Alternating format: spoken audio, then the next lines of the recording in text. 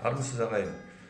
Соңғы 4-5 күнде Инстаграмда жатып арықтаймыз бағдарламасын жүргізудеміз. Келіп қатысуларыңызға болады кіріп. Ол жерде айта кететіні бір құлаққа кішкене үйреншіксіз болып көрінуі мүмкін қағидалар. Бұл қалай деген сұрақ туы мүмкін. Біз өмір бойы басқаша істедік қой деп. Бірақ сонымен қызық. Тап осы сонымен қызық. Кішкене шеңберден бізді кішкентай кезімізден, бала кезімізден тығып тастаған шеңберден шыға білу, шектеулерден шыға білу керек адам. Сонда ғана жетістіктерге, табыстарға жетуге болады. Сондықтан өз-өзіңізді шектемей, және тағы айта кететіні, осы күнге дейін сен арықтамаған болсаң, осы күнге дейін сен сұрағын шешпеген болсаң, онда бірдеңені өзгерту керек деген сұрақ тумай ма? Сондықтан өзгертіп көр, көзқарасыңды, іс-қимылдарыңды өзгертіп көр.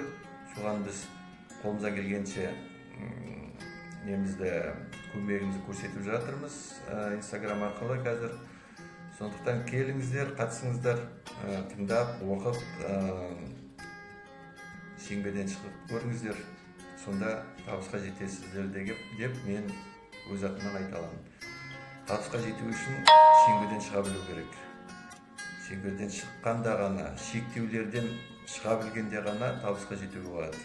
Ал іске сәт, эфирде жүздескенше сау болыңыздар, қатысыңыздар. Аманшылық тілеймін.